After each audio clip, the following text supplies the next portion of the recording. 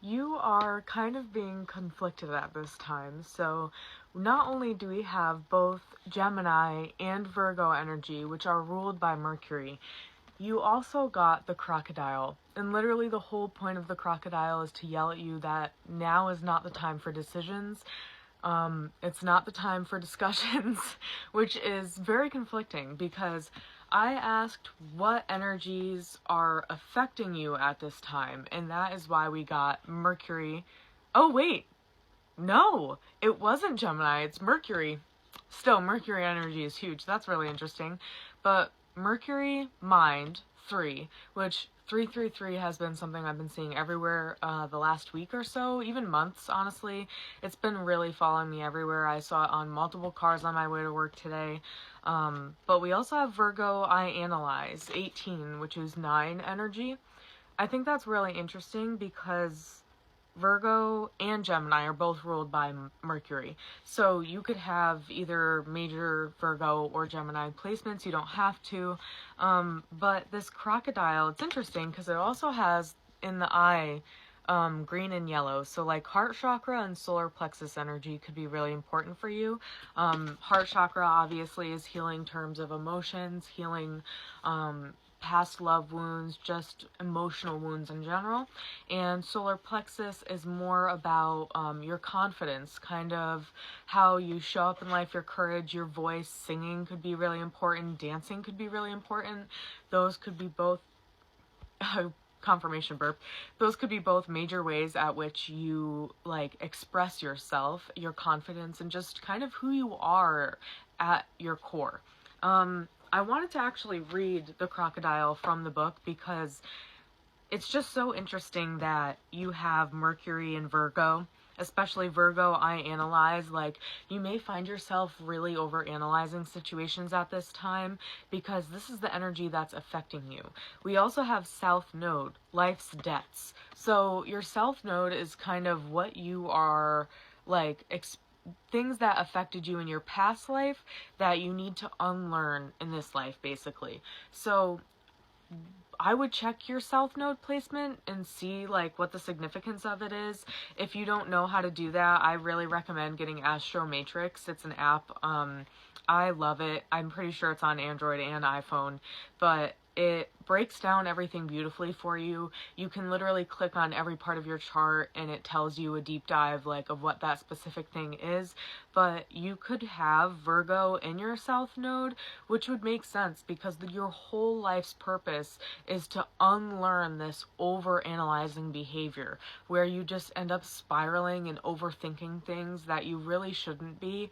I feel like that's something that was a lesson in your past life or in your early childhood, which is why you find it necessary, I'm hearing, to overanalyze. It is a safety mechanism. It is a coping mechanism. It is what you were taught to do from a very young age. So you are kind of emotionally ingrained into this behavior, whether you're really fully either conscious of it or like aware of the significance.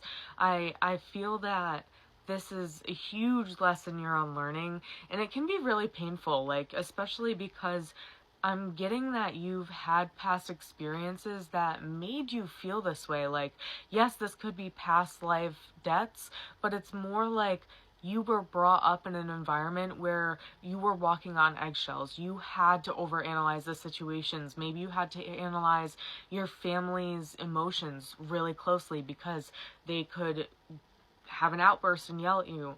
Trigger warning, I'm really sorry if that is the case. I understand more than you realize. Like, this is also something I'm dealing with. It's not specifically my South Node, but like, I'm pretty sure my South Node or my North Node is in Gemini. So again, that Mercury energy. So I understand the overanalyzing. We were conditioned to overanalyze everything in our lives because it could have ended up in an explosion of energy and emotion that we weren't really prepared for. So this analyzing is how we prepare for the inevitable in our minds, when in reality it's not inevitable. We create it as such. I feel that is a lesson you're really learning right now, is how to separate your thoughts from the reality, and your over analyzing is almost catching you in an expectation of negativity, when in reality the whole purpose of your life right now is not to do that. Like, I feel your life lessons currently at this time in your life could really be showing you, like, you've overanalyzed and thought these people or people in your life didn't like you, when in reality they love you so much. Like, I feel it's just conditioning that you immediately expect the worst because that's what you were treated in the beginning, but that's not what is actually moving through your life. That was an experience you had to learn. Not saying you deserved it, you didn't, not at all, but like, it was something you had to learn in order to unlearn and truly embrace life's purpose. I feel like you couldn't have been just given this graceful mind to just go about life, because then you wouldn't have the value of what it feels like to not overanalyze. You now know the polarities of overanalyzing and trying to wait and hold off and not overlook things. I feel that it can be really difficult to think about it this way, but your mind creates your reality. And when I say that, I mean, like, if you're gonna spiral that someone hates you, it doesn't matter if they do or don't. You've created that they do in your head, whether they don't, like, even if they don't, you know what I mean? Like, you could even get that validation from that person, the person being like, no, I love you, you're amazing, like, you're one of my favorite people, or you don't even tell them and they just invite you to a bunch of stuff, they do all this nice stuff for you. Like, I feel that you will still, regardless of how nice these people are to you, you'll still feel like they don't like you, because that's what you've created in your mind. That is something you're learning to leave right now in this part of your life.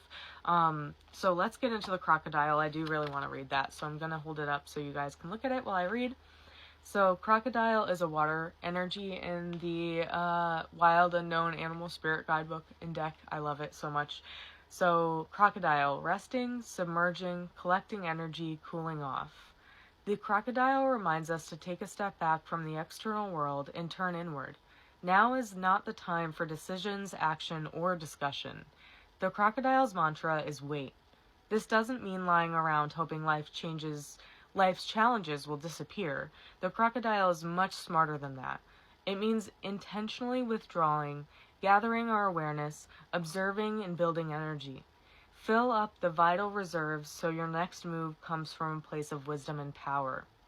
When in balance, wise, patient, a silent powerhouse. When out of balance, feels stuck, lashes out. To bring into balance, rest in Makarasana pose. I don't know what that is, actually. So, I definitely feel this is significant because, again, we're not discrediting your intelligence. I feel like this Virgo energy, like, if you were taught from a young age to overanalyze things, you're obviously very smart because you've had to, like, gain all of this information, this emotional understanding in order to better serve your surroundings.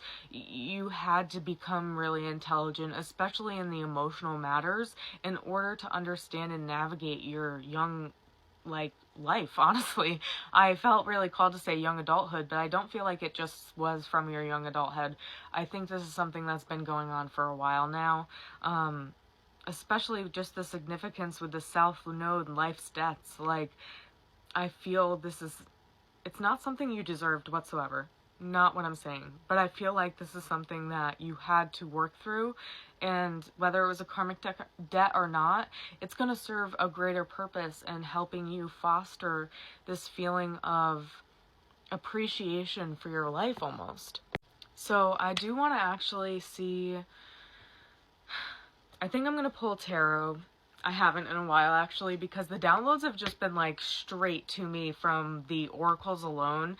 I don't really feel like I needed the tarot before, but I do kind of want to see, like, what are you supposed to do at this time, or how will you know that this is the right action. Like, how are you going to recognize that what you're doing is working, that you are succeeding, that you are paying these karmic debts off, whether this be through lessons or like even financial debt, but more so in terms of like not really finances, just spiritual debt.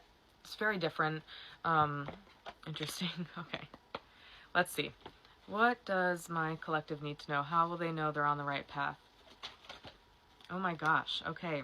I'm just going to take them, honestly. We have the Ace of Pentacles and the Hierophant. So again, Virgo energy. You're just learning so much. Like, I feel the lessons are going to be very straightforward, honestly. Like, for some reason, S names could be really significant. But I just feel you'll see that this is your lesson. You'll just intuitively know. I feel it'll be very obvious because now that you have the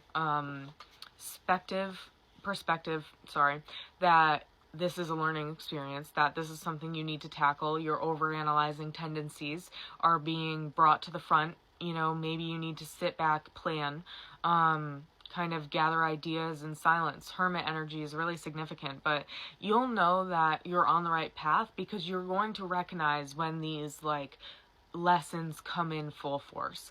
It's not going to be something where it's like, oh, I don't know if this happened. No, you're going to know, babe. Like, you're going to have an ego death. This is going to be a huge shift in your life because it's changing from what you've like almost unconsciously, robotically functioned as, is turning into a freedom that you never felt you had because you had to act like a robot. You had to function in a very specific, mathematical, overthought, overanalyzed way. It like everything could blow up in front of you if you stepped 1 centimeter forward. You know what I mean? Like, you'll know because you will feel the difference within this lesson. It'll click and you'll be able to move freely. I think that this is something that might affect you your whole life, and it might be a consistent like incoming of lessons. I can tell you everything that's going to happen in tarot, but energy shifts, energy changes, your perspective changes, you make a decision and that affects your life and how you process, how you go forward, and also your ability to fully understand and use this knowledge or advice constructively. It really comes down to you, how you perceive it and what you choose to do with it. You can't just sit around and expect this to happen naturally. You do have to make a move. You do have to make an action. I feel that new opportunities financially, whether this be moving, whether this be a new job offer, whether this be a raise, whether this is just a recognition of the hard work to gain structure in your life, that you've had to do. I feel that it's going to be a very physical change in your physical worldly reality. It's not going to be a physical it's not going to be a spiritual impact. It's going to be a physical one. You're not going to be like, oh, my soul body feels different. No, this is going to affect you in the earthly plane. Like, right here, right now, you will see it happen. So what else, Spirit? I want to get 3 more. We'll actually try to shuffle this time. We have the 2 of Swords in reverse. So that is very good. I think that's an amazing sign. Sorry I'm shaking again so much. The 2 of Swords typically talks about someone being blindfolded, losing their mind, losing their head in that overanalyzing, energy. But they have 1 sword in front of them and another, 2 swords in each hand, blindfolded, walking inch by inch, slowly moving a little bit because they have their guard up, their swords are out, but they can't see shit. When in reality, if they took their blindfold off and looked around, they'd realize they are in an open plain and no one else is there. There was no reason to have their guard up so strongly. I feel that your guard is coming down. I think especially hearing this could give you some sense of relief that this is just a lesson you have to work throughout your life. It's not something that needs to be tackled immediately. This is going to be a long-term thing, and I think the fact that it's not immediate and daunting over your head like a deadline is really going to help you just release a lot of tension and stress. I feel called to tell you to look into getting amethyst to put by your bed to help you sleep at night and stop spiraling so intensely. It can also help us get rid of toxic habits and addictions that we may suffer from. And I also want you to see about getting something to help you sleep that's a scent. A lot of people like lavender and chamomile. There's a spray by, it's Dr. something, I can't remember, but Dr. Teal, maybe. It's like a night spray. Try that, or you could use it and it could be significant for you, but I do feel like you need to rest, and you're definitely taking the steps. Like, you're gonna take your blindfold off and look at how beautiful everything around you is that you were perceiving as a weapon. You know, like, you were perceiving like a live chessboard that you couldn't even see your actions, and then the second you stepped onto a new square, you drop into a pit of like swords or something. Like, you were really overthinking everything, and you're going to finally realize, like, wow, the universe has my back. Spirit has me. Like, my ancestors, my guides, my loved ones from the past, like, they have me. They're supporting me. I have nothing to be afraid of. I don't need to have my guard up. Everything isn't going wrong. Nothing's gonna explode. It's gonna be okay. I feel like you need to just look spirit in the eyes and come to terms with the fact that a lot of your negative thoughts are not reality. They're not real. It's just not the truth.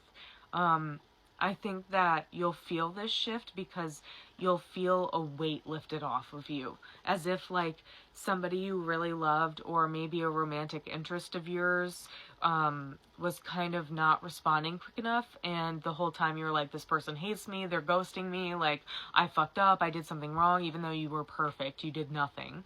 And then they're gonna text you out of nowhere and be like, hey, so I was thinking maybe we should go on a date, I want to know how you are, I've saved up all this money through working for us to go out on a nice date. Like, maybe they're gonna get you a nice bottle of wine. You could have tourist placements, because my tourist placements see yours, so we love to see it. But like, I feel that something good is gonna come despite you thinking that it was gonna be awful. Like, I literally have my good luck incense going right now, so I feel you're gonna be getting a rush, a spark of good luck. The bottom of the deck energy is the Seven of Pentacles, and in this deck it looks very, very depressing. He just looks so disappointed, like all the work that he put in was for nothing, but that's something that you're moving past from. You're not going to feel this so much anymore. You are being called to stop, wait, stop overthinking. Let your mind be still. Hold on.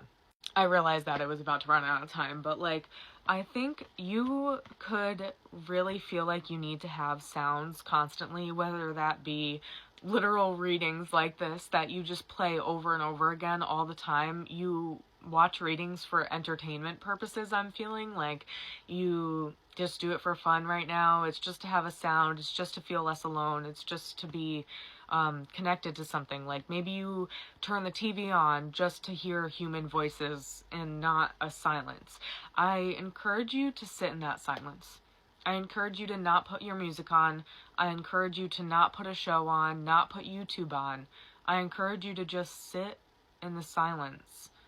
Stop trying to overthink. Just sit. Maybe journal about what thoughts keep coming. Realize that those thoughts were just conditioning from our life. Like, everything that we've been told up until now is not us. Those thoughts that we have bouncing around in our head, that's not us. We are what's watching those thoughts. We are the silent knowing in the back, all the way in the far, far back. The place where those thoughts are coming from, that's the ego. That's not you. You are watching your thoughts. And in a sense, you do have control over your thoughts. It's just not letting them carry you. Not letting them make that whole thing a reality. Just realizing that our minds are really freaking mean to us. we can be our worst critics, especially this Virgo energy. Like, you could really beat yourself up over everything you do.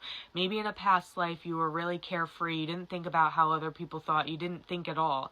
You could have been you could have been a Pisces or a Sagittarius in your past life. But now you overanalyze because maybe something went horribly wrong in your past life that made you realize you need to think a little bit more. But I think what you're being taught in this lifetime is to balance things. I really encourage, one of my favorite books is Cutting Through Spiritual Materialism. That's an amazing book. I'd really recommend it, actually. I think it's like Buddhist mindsets, life is suffering, but it really helps you break your ego down and quiet that mind. It helped me really realize that there's no end goal. There's no end destination. I don't need to become super, like, famous, successful, have an office job, get a freaking medical field job. I don't have to do that to be valid. In fact, breathing and just being literally right here is valid enough. And I think you need to understand that. I think it's going to be really hard for you because, like I said, this is not something that you were kind of told was okay growing up. But I think that you'll get to a point where you can finally be like, my mind is quiet and I hear the birds chirping. Like, that could be really significant, sitting outside in the grass. This is going to be a long reading, but I just want to pull an angel number card to see what your angels and your ancestors want you to know at this time. Dear Spirit. All right, that was pretty quick. We have 601, new. Embrace the unknown. Some changes are coming your way. Your angels know you are stuck in a comfort zone, so a new opportunity is on its way to bump you out of it. Yes, it will be scary and unfamiliar, but it will also be good for you. Right now, take a few centering breaths as you visualize confidence flowing into you, knowing you are capable of navigating whatever unexpected situation presents itself. Sorry. So, I really feel like, again, I have my good luck incense, babe. Like, good luck is coming your way. I'm really proud of you. I think that new is scary, but teaching your brain to quiet is going to be that new that really gives you a true sense of comfort and bliss, rather than the uncomfortable comfort that you find comfort in because it's all you've ever known. Things are going to change for the better. And I love you, and I'm honestly so proud of you. So, thank you for doing the work that you are, because you healing yourself is healing the world around you. So, yeah. Okay, bye.